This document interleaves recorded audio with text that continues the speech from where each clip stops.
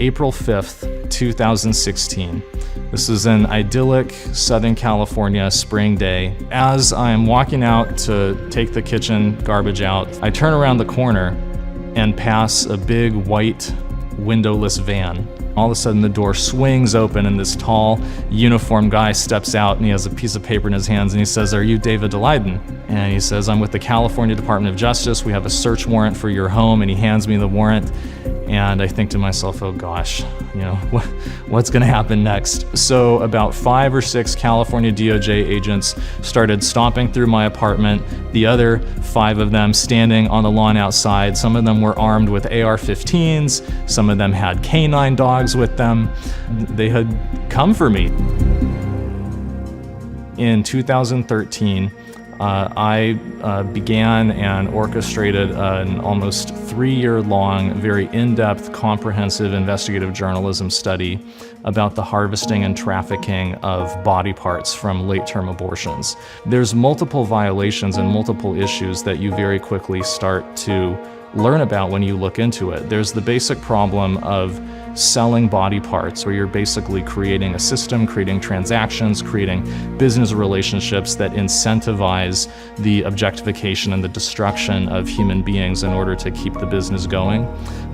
So for about 30 months, we went undercover with the explicit purpose of partnering with some of the biggest Planned Parenthood abortion clinics in the country to send their technicians in, harvest body parts from the abortions that were being done that day, and then package up the parts and ship them off to different customers all around the country, sometimes around the world.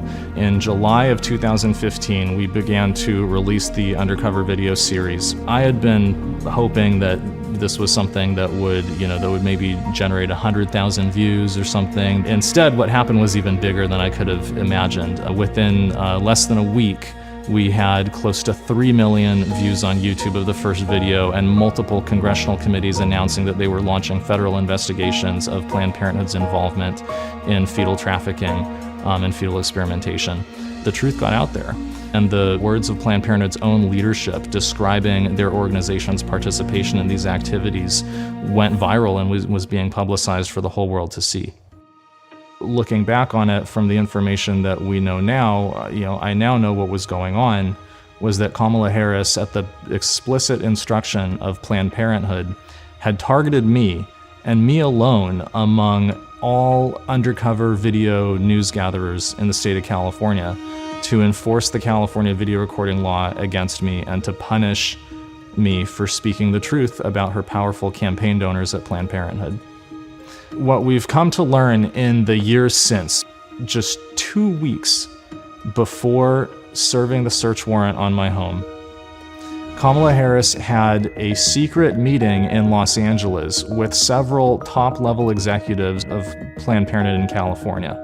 We then found out from the California DOJ investigator reports that Planned Parenthood's top lawyer in California had specifically instructed the California DOJ agents that Planned Parenthood wanted the video equipment and the computers that I was using to publish the videos to be seized, in order to shut me up, in order to prevent me from continuing to publish the truth about Planned Parenthood's involvement in fetal trafficking, and in order to punish me for speaking out with a message that was disfavored by Planned Parenthood and by Kamala Harris in the state of California. I think what people have to understand about organizations like Planned Parenthood and about their political backers like Kamala Harris is that they're shameless, and they will do whatever they have to do in order to promote their agenda. They'll say whatever they have to say, and they are not afraid to use every bit of power at their disposal to force their agenda through. Kamala Harris is the single greatest threat to First Amendment civil liberties that our country has ever seen. If Kamala Harris is elected to be a heartbeat away from the highest office in the United States of America, you will have someone in the White House who has a radical contempt and disrespect for First Amendment civil liberties, someone who believes that she's entitled to use the powers of her office in order to punish the viewpoints of citizens who disagree with her.